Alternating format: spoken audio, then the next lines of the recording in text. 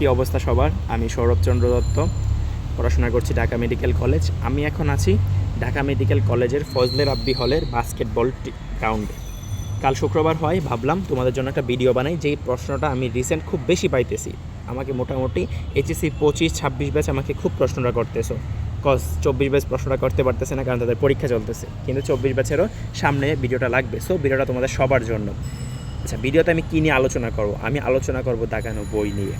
আচ্ছা, মেনলি দাগানো বই জিনিসটা কি? এটা হচ্ছে তোমাকে একটা এইচএসসির পর যখন তুমি এডমিশন দিতে যাবা, তখন হচ্ছে তোমাকে কোচিংগুলো একটা পিডিএফ প্রদান করবে, যেটার মধ্যে কিছু লাইন দাগানো আছে, রেড কালার ছিল, বিভিন্ন কালার দিয়ে দাগানো থাকে। তোমার কাজ কি এটা পাওয়ার পরে? তোমার কাজ হচ্ছে তুমি পিডিএফ অনুযায়ী হুবহু দাগাবা। এর জন্য তুমি প্রেফার করতে পারো রেড অর পিঙ্ক কালার। ওকে, এই পিঙ্ক কালারে তুমি দাগাতে পারো। এখন কথা হচ্ছে, এই দাগানো বই পিডিএফটা পাওয়ার উপযুক্ত সময় কি এইচএসসির পরে? না, আমি বলবো এটার উপযুক্ত সময় হচ্ছে তোমার একাডেমিকের শুরু থেকেই। তুমি যদি একাডেমিকের শুরুতেই দাগানো বইটা দাগিয়ে ফেলতে পারো, তোমার এডমিশনে গিয়ে এই দাগানো বই দাগানোর প্যারাটা খাইতে হবে না। বুঝছো? আমি অনেক আমার ফ্রেন্ডকে দেখছি, তারা যারা পড়বে কি পুরোপুরি বইটাই দাগাতে পারে নাই। ঠিক আছে? সো এই দাগানো বইয়ের যে প্যারাটা, এটা তুমি একাডেমিকে কভার করবা। দ্বিতীয়ত, তুমি বইটা দাগালে উপকার কী পাবা? তুমি বুঝতে পারবা যে কোন কোন লাইন থেকে বেশিরভাগ প্রশ্ন আসে। মেইনলি বইটা কি দাগানো বইয়ের পিডিএফে কোন লাইনগুলো দাগানো হয়, নর্মালি টিচাররা একটু এক্সপিরিয়েন্স থাকে, তারা জানে যে এই লাইনগুলো থেকে সবসময় প্রশ্ন আসতেছে। তুমি যাই করো, এই লাইনগুলো তুমি বাদ দিতে পারবে না। যেই লাইনগুলো তোমার জন্য মাস্ট, একবারে পড়তেই হবে, ওই লাইনগুলো নর্মালি হচ্ছিলো এই দাগানো বইয়ের পিডিএফে তোমার দাগানো থাকে। এখন বাকি লাইনগুলো কি পড়তে হবে না? হ্যাঁ, বাকি লাইনগুলোও পড়তে হবে। এখন তুমি এটাকে কিভাবে ট্রিট করবা অ্যাজ এ স্টুডেন্ট? আমি কিভাবে ট্রিট করছিলাম, আমি একাডেমিকের শুরুতেই একজনের কাছ থেকে এগুলো কালেক্ট করছিলাম। এখন তোমরা বলবা যে ভাই আমরা কার থেকে কালেক্ট করব? তোমরা কালেক্ট করতে হলে তোমরা বেশি কিছু না, আমার একটা গ্রুপ আছে, ওই নিয়ে আমি সবগুলো পিডিএফ দিয়ে রাখছি। বুঝছো? আমি কোচিং করার সময় যেগুলো পাইছি ওইগুলো দিয়ে রাখছি। তোমরা আমাকে নক দিও, আমি তোমাদেরকে গ্রুপে অ্যাড করে দিব। ওকে, ওই গ্রুপ থেকে তুমি দাগানো বইয়ের পিডিএফগুলো পাবা। এখন পিডিএফগুলো পাওয়ার পর তোমার কাজ কি? তোমার কাজ হচ্ছে দাগানো বইয়ের এই পিডিএফ অনুযায়ী তোমার বইটা রেড অর পিঙ্ক কালার দ্বারা দাগানো। দেন তুমি বইটা সবটা রিডিং পড়বা। বইটা রিডিং পড়লে তুমি বুঝতে পারবা যে এই দাগানো লাইনের বাইরেও অন্য অন্য লাইন থেকে প্রশ্ন আসতে পারে। ওইগুলো তুমি অন্য কালি দিয়ে মার্ক করবা, তোমার কাছে কোনটা লাগতেছে প্রশ্ন আসতে পারে। আমি কি করেছিলাম, আমি পিঙ্ক কালার দিয়ে দাগাইছিলাম যে কোচিংয়ের দাগানো বইটা, আর তোমার ব্লু কালার দ্বারা দাগাইছিলাম, ব্লু না বলা যায়, স্কাই ব্লু দ্বারা দাগাইছিলাম আমি বুঝতেছি যে কোনটা থেকে প্রশ্ন আসতে পারে। ঠিক আছে? তাইলে তোমার তাহলে তুমি কি করবা, পরীক্ষার আগের দিন তোমার যে এই রেড ওর পিঙ্ক কালার দ্বারা যা দাগাইছো তা তোমার মাস্ট পড়া লাগবে। এরপরে যদি তুমি টাইম পাও, তুমি তোমার দাগানোগুলো পড়বা। আর কিছু কিছু লাইন দেখবা কখনোই প্রশ্ন আসতেছে না, ওই লাইনগুলো তুমি পরীক্ষার আগে স্কিপ করতে পারবা। এখন কথা হচ্ছে, তুমি যে দাগাইলা তার বাইরেও কি প্রশ্ন আসতে পারে না? অবশ্যই পারে। তুমি বিভিন্ন জায়গায় এক্সাম দিবা, কলেজে, কোচিংয়ে, প্রাইভেটে, তখন দেখবা কিছু কিছু প্রশ্ন আসে এই দাগানো লাইনগুলোর বাইরে, ওইগুলোও তুমি মার্ক করে রাখবা তোমার ওই ব্লু কালার দিয়ে। তাহলে দেখবা তুমি যে এডমিশন পিরিয়ডে গিয়ে তুমি মোটামুটি একটা ধারণা পাবা যে এই লাইন থেকে সবসময় প্রশ্ন হয়, এই লাইনগুলো থেকে, আর ওইগুলো থেকে প্রশ্ন হয় না। আমি এই কাজটাই করেছিলাম, দ্যাটস ওয়াই আমার পরীক্ষার আগে পুরো বই পড়তে হয় নাই। আমি কিছু কিছু লাইন কনফিডেন্টলি বাদ দিয়ে দিয়েছি যে এইগুলো থেকে তো আমি এই পর্যন্তই প্রশ্ন পাই নাই, তাহলে তোমার কি বইটা একটু শর্ট হয়ে আসবে। বুঝছো? আচ্ছা, এটা হচ্ছে দাগানো বই। এখন দাগানো বইটা তোমার একাডেমিকের শুরু থেকে তোমার করা উচিত, ফলো করে তুমি এভাবে দাগানো উচিত। বায়োলজি অবশ্যই দাগিয়ে পড়বা। এখন একটা জিনিসটা আসলে কি, আমাকে অন্যান্য অনলাইন টিচার দেখলে আমাকে বলতে পারে যে আমি পোলাপানকে কুবুদ্ধি দিচ্ছি না। আসলে শোনো, নর্মালি বায়োলজি কি মুখস্থের সাবজেক্ট?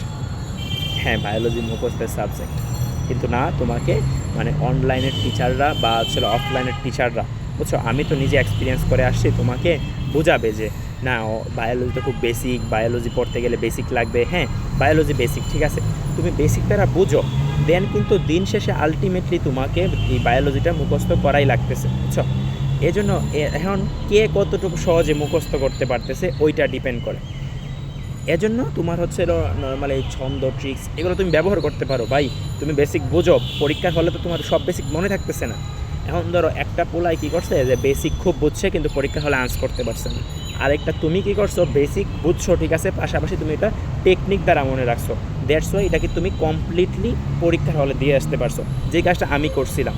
বুঝছো?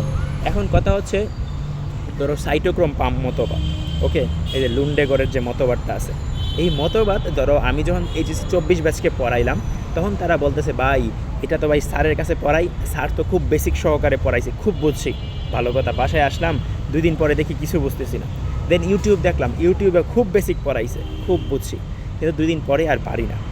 এখন ভাই আপনি এরকমভাবে কিছুটা কইরা দেন যাতে আমরা মনে থাকি।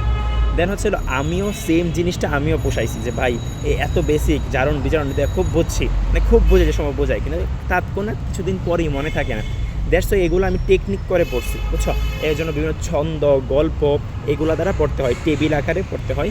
আচ্ছা, এই ছন্দ, গল্প, টেবিল এগুলো তোমরা কই পাবা? আমি যেইগুলো বানাইছি মোটামুটি ওইগুলো আমি চেষ্টা করতেছি যে মানে শর্ট ভিডিও বানায় তোমাদের ছিল গ্রুপে প্রোভাইড করার জন্য। তোমরা হচ্ছিল আমার ইউটিউব চ্যানেল আছে একটা মেডিমেটিক্স ছিল, যেটা এই ভিডিওটাও যে ইউটিউব চ্যানেলে আপলোড হয়েছে ওইনে কিছু ভিডিও পাবা শর্ট ট্রিক্সের, আর হচ্ছিল কিছু ভিডিও আমি সামনে দিব, চেষ্টা করব। আর চলো এইচএসসি 24 ব্যাচকে আমি পড়াইছি, এই ওদেরকে তো অনলাইনে পড়াই নেই, 25 পড়াইতেছি অনলাইনে। আচ্ছা, নর্মালি ছিল ভিডিওগুলো আমি চেষ্টা করবো চলো ফ্রিতে তোমরা যারা আমার কাছে পড়ো এখন রানিং অনলাইনে আমার কোর্সে আসো বা নাই, আমি এটা দেখবো না, আমি চেষ্টা করবো এই ট্রিক্সগুলো সবাইকে দেওয়ার জন্য। আরেকটা জিনিস হচ্ছে তোমার এই তুমি একটা মানে আমি কি করছিলাম, একটা ছিল তোমার মানে কমলা কালারই বলা যায়, এই অরেঞ্জ কালারের একটা ছিল তোমার অরেঞ্জ, ডিপ অরেঞ্জ কালারটা অনেকটা, এটা হাইলাইটার কিনছিলাম। এইটা দ্বারা আমি কি দাগাইতাম, এটা দ্বারা আমি দাগাইতাম কি আমার এডমিশন পিরিয়ডে বা বিভিন্ন জায়গায় পরীক্ষা দিয়ে আমার যেই এমসিকিউগুলো ভুল যাইতো, মানে যেই লাইনের এমসিকিউগুলো ভুল যেত ওইগুলো মার্ক করে রাখতাম। দ্যাটস ওয়াই আমি বুঝতে পারতাম যে কোন লাইনগুলো আমার ভুল যাইতেছে। তাহলে তুমি রিভিশন যখন দিবা ওই লাইনগুলোকে তুমি বেশি প্রায়োরিটি দিবা, বুঝছো? তাহলে তোমার ছিল নর্মালি বায়োলজিটা আসলে এভাবে পড়া উচিত, দাগানো বইটাকে এভাবে ট্রিট করা উচিত। এটা একাডেমিকের শুরু থেকেই এটা তোমার জন্য মাস্ট। দাগানো বই তোমার যদি দরকার হয় তুমি তোমার সিনিয়র থাকে, কাজিন এডমিশন কোচিং করছে তাদের কাছ থেকে নিতে পারো। আর এরকম কেউ না থাকলে তোমরা ফ্রিলি আমাকে নক দিতে পারো, আমি তোমাদেরকে প্রোভাইড করে দিব। ঠিক আছে, ধন্যবাদ সবাইকে কথাগুলো শোনার জন্য, আশা করি তোমাদের কাজে লাগছে। যদি কাজে লাগে পরবর্তী আরও ভিডিও পাওয়ার জন্য তোমরা এই ইউটিউব চ্যানেলটা সাবস্ক্রাইব করে রাখতে পারো, প্লাস হচ্ছে আমার ফেসবুক গ্রুপ আছে মেডিমেটিক্স বাই সৌরভ, ওইটাতেও যুক্ত থাকতে পারো।